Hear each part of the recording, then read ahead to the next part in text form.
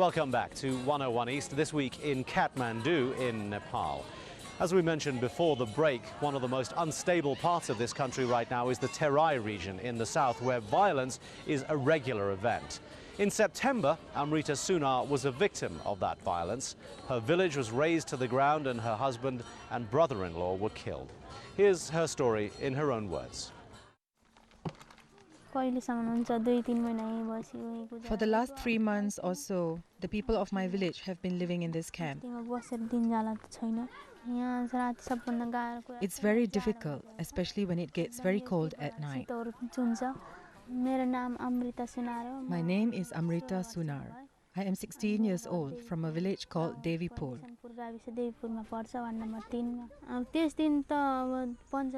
I remember the day my husband died.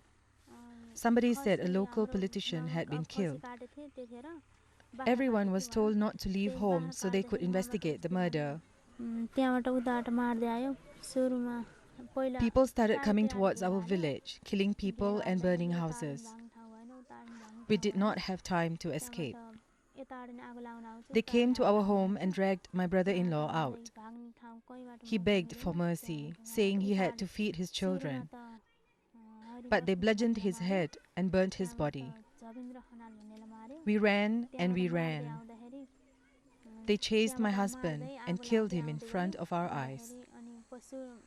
We kept running and hid in a sugarcane field. A mob of Madeshis approached and one of them dragged me out. I managed to escape again. I heard they razed another village that night.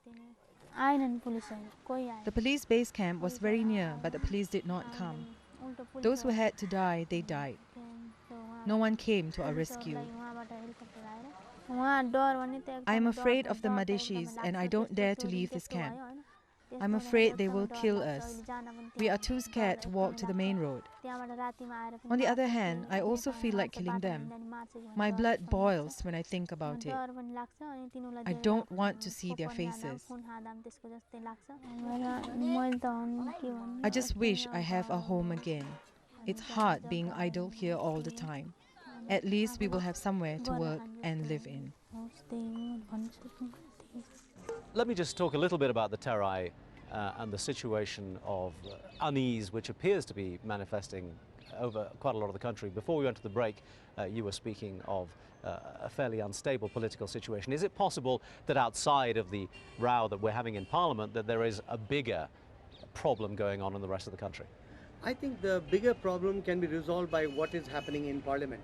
In the end, what the Nepali people crave is representational politics. We have not had an election since 1999. We had 12 years of good experience with politics where party politics is always messy, but it moves people ahead. And including these mutinies that we're seeing, what I call mutinies, in the Terai included, they have to be tackled. Who will tackle them? How will it be tackled? It is why we want to get into the Constituent Assembly, because this is a country which has we're in a post-conflict phase.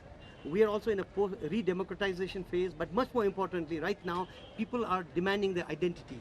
So how do you address identities? By writing a constitution. Okay, and as you say, it all comes down to what happens in Parliament. So let's get back to that issue, and let's get back to the issue of the monarchy in particular. Right. Chakra Bastila said to me a short while ago that as far as he was concerned, the abolition of the monarchy was still their intention, but the way in which you are asking for it is the problem. In the Constitution, it is provided that the issue of monarchy would be decided on the first meeting of the Constituent Assembly. So we are sticking by that, and what we told the other parties is we could go for other political agreements on those issues as well, rather than going for an amendment. The issue of whether it should happen now or later is one that you have suddenly made once more an obstacle. Why is that happening? Let me put the facts straight. We have dragged the Nepali Congress into the politics of republic. They were all their life in favor of a monarchy. Only last month they have decided to go for a republic. So they are very hesitatingly treading this path, and we believe if we don't force them, they can again backtrack. So that is why we want to declare the monarchy republic right now, abolish the monarchy and ensure election for CA. But the situation remains, as Kanak made earlier on, that you have moved the goalposts. You agreed to one thing and then changed your mind. No, that's not true. The monarchy can be abolished by 2/3 majority. It is written in the constitution. Is this just convenient politics?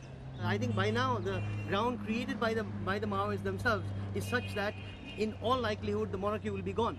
Number one. Number two, there is actually at this point no fear of the monarchy resurgent when the political parties, including the Maoists, are in command of our polity. So there is no need to be fearful of the monarchy. As I say. Here's the essence of it, is what you're saying is you don't trust them, and what they are saying is they don't trust you. No, How do you get past this?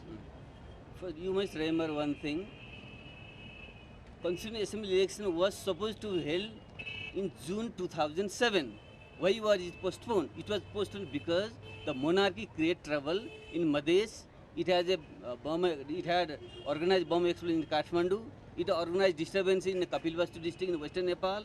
So that is why, since June, we have raised this question. Until unless we abolish monarchy, it is impossible to hold election. That is why we have asked for the abolition of monarchy. But it is not impossible to hold elections, as Kanak has just outlined. So then why was not it held in June? It was not the Maoists. We didn't want election in June. Why was it not held in June? I understand that the June was a logistical problem. November was the Maoists not wanting it more than anybody else not wanting it. And I think it is possible right now. It is absolutely important to go for elections. There are some people who are even saying maybe that we can gerrymander a non-electoral constituent assembly. No way.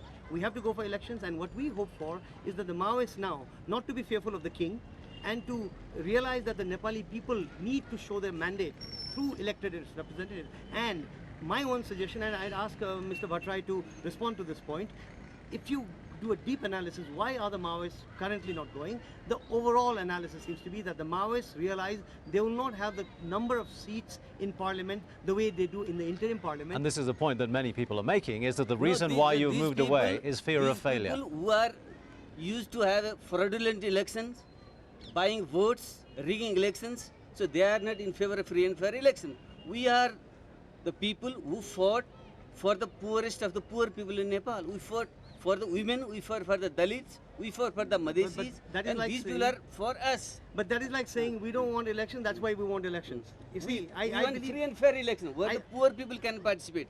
These people who have organized such elections, where the poorest of the poor never had a right, never had the chance to vote. So what is the solution? I will ask the same question. Why didn't you hold election in June? This is our question. Until unless you find a proper answer to that question, you were in the government at that time. You give the answer. We just entered government, and within 10 days, it was declared that the election won't be held in June. We entered the government to hold election, but within 10 days, it was declared there will be no election in June. Well, so I think you cannot point a finger at June to prove why November you have 22nd to find didn't answer. happen. You have to find answer. Well, do you have an answer for? I do not believe there was a conspiracy by any force in Nepal. But do you have an explanation why there wasn't an election in June? Yeah, there was a logistical detail. So why there was the parties were dragging. You see, the Maoists had to be brought into the picture. There was a comprehensive peace agreement. There are a myriad of agreements because we're talking about a 10-year insurgency being brought on board. Okay. As a result, the politicians goofed up. June didn't happen. November 22nd could have happened. Why did November 22nd happen? It did not happen is the question that I would put to you more directly. No, why? Let me say, in the comprehensive peace record, there would be around more than 60 clauses. Election was only one clause. What about the other 60 clauses? Why were not they implemented? Yeah, we'll have to leave it, gentlemen. Thank you very much for talking to us. Thank you.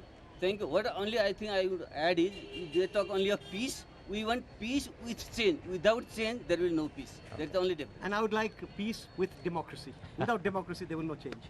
Thank you very much. Full democracy. And that's it for this Not edition. Not the partial democracy you had.